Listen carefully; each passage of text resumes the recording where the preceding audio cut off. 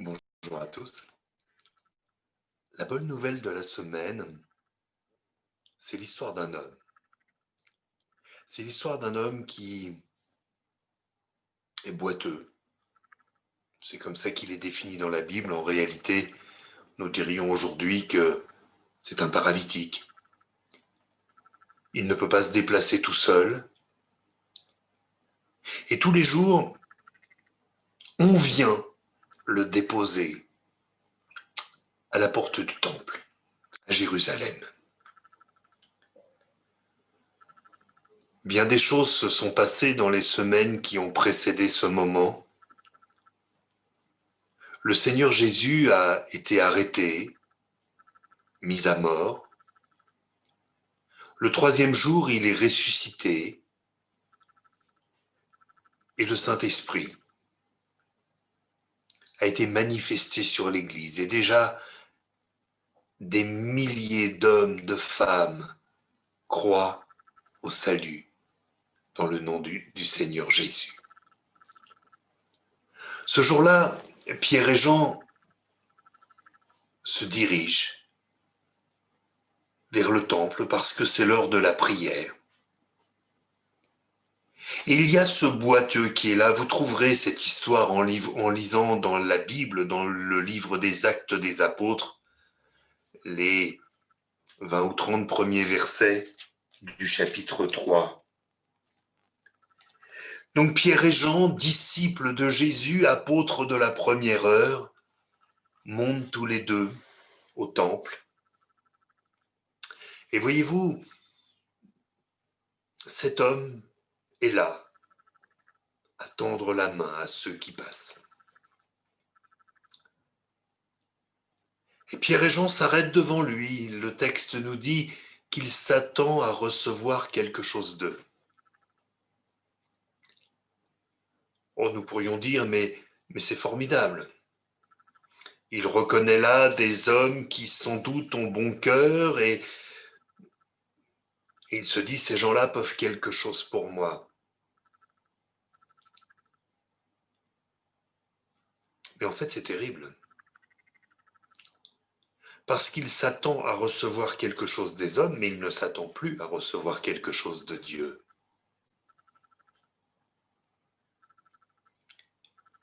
Alors Pierre et Jean le regardent et sont dit, y a-t-il eu de la désillusion à ce moment-là? Ils lui disent, écoute, je n'ai ni or ni argent. Or, mais ce que j'ai, je te le donne. Au nom de Jésus-Christ, lève-toi et marche. Et joignant le geste à la parole, Pierre tend la main que ce paralytique saisit, et d'un bond il se lève, guéri miraculeusement, instantanément.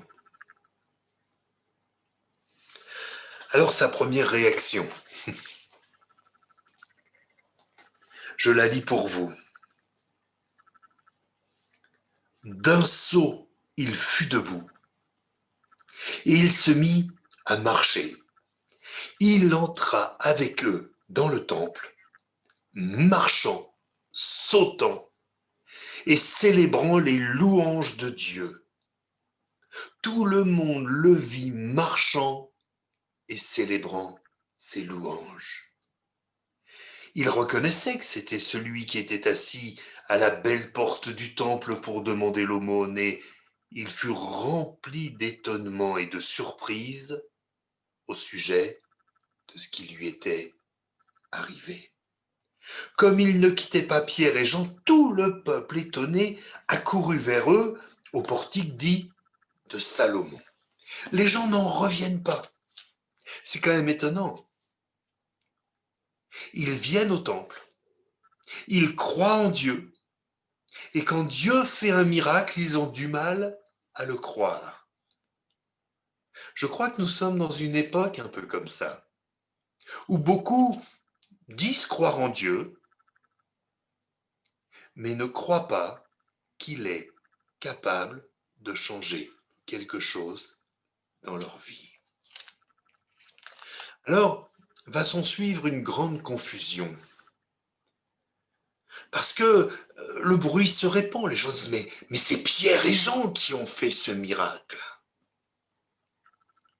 Alors, Pierre va prendre la parole, leur dire mais qu'est-ce qui vous étonne là? Est-ce que vous pensez vraiment que c'est nous qui avons pu faire ça? Mais non, c'est au nom du Seigneur Jésus-Christ, celui que vous avez renié, celui dont vous avez demandé la crucifixion, celui que vous avez condamné à mort. Mais celui qui est ressuscité des morts, c'est lui, c'est par la foi en son nom que son nom a raffermi celui que vous voyez et reconnaissez. C'est la foi en lui qui a donné à cet homme cette entière guérison en présence de vous tous. Ce qui a changé la vie de cet homme, ça n'est pas d'avoir croisé Pierre et Jean,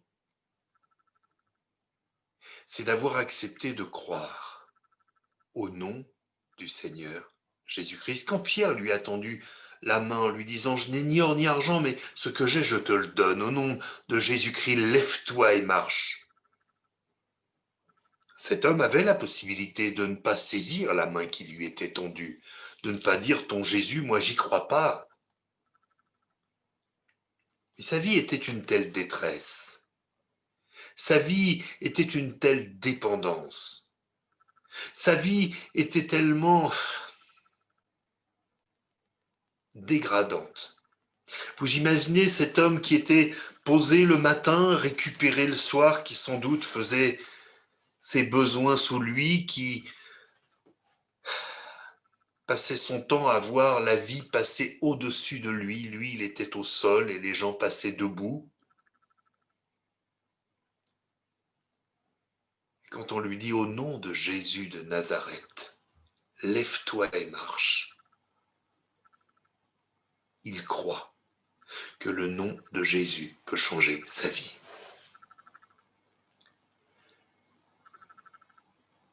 Je voudrais m'adresser à tous les boiteux de cette vie, à tous les paralysés de l'âme, à tous les cœurs qui sont en mauvais état, à tous ceux qui pensent ne pas avoir d'espoir, à tous ceux qui pensent que leur destin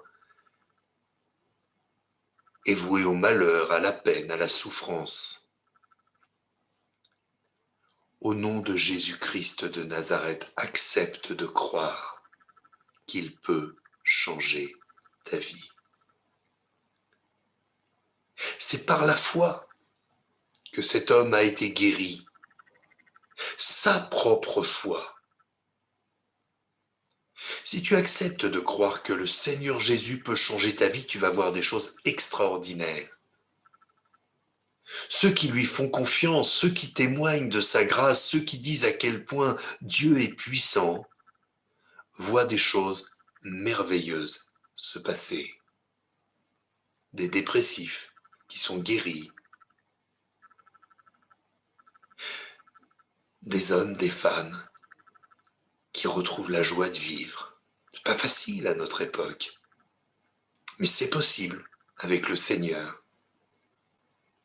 Même des gens qui arrivent à la fin de leur vie et qui partent dans l'éternité en paix et avec le sourire. Vous savez, ça c'est extraordinaire.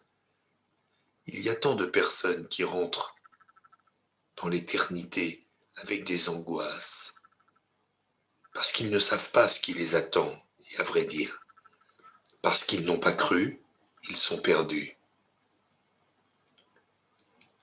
Mais vous avez, vous qui êtes vivants, qui entendez ce message, encore cette possibilité de saisir la main qui vous est tendue par la foi, de croire que Jésus-Christ, mourant sur la croix, a porté toutes vos erreurs, toutes vos fautes, tous vos péchés, mais aussi toutes vos souffrances, qu'il veut vous pardonner, qu'il vous aime, qu'il veut vous donner un avenir et de l'espérance. Croyez simplement ces choses et demandez-lui, Seigneur, je veux saisir la main que tu me tends. Je ne veux plus, Seigneur, être dans cette vie sans espérance, cette vie au ras du sol où j'ai l'impression que les autres vivent un niveau au-dessus de moi.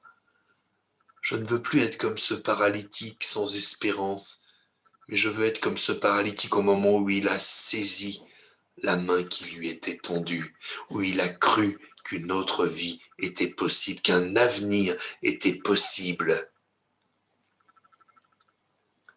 Comment faire? Simplement, demandez au Seigneur Jésus de venir dans votre cœur, de venir dans votre vie. Dites-lui, je veux croire que c'est toi qui vas tout changer. Et vous le verrez s'accomplir. Je dis souvent, quand je partage avec les enfants ou avec les personnes qui s'en occupent, vivre de belles choses avec Dieu, c'est facile. Ce que Dieu dit, je le crois, il le fait. C'est aussi simple que ça, la foi. Alors je veux vous encourager aujourd'hui. Que le Seigneur vous bénisse. Saisissez sa main et réapprenez à marcher, à sauter, à danser et à célébrer les louanges de Dieu. Amen. On va prier ensemble. Seigneur, je veux te prier pour ceux de nos amis qui entendent cette parole, qui peut-être sont découragés, désespérés sur le chemin, peut-être aussi des chrétiens qui ont perdu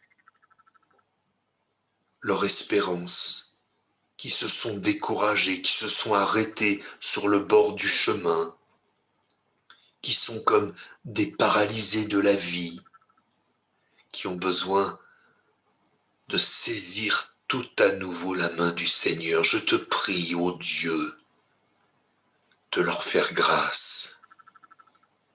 Merci pour la joie que tu sais mettre dans un cœur, pour l'espérance que tu donnes, pour les projets, Seigneur, que tu peux mettre dans les cœurs. Que ton nom soit béni, Dieu Tout-Puissant, au nom de Jésus-Christ. Amen. À très bientôt pour une bonne nouvelle de la semaine. Que Dieu vous bénisse.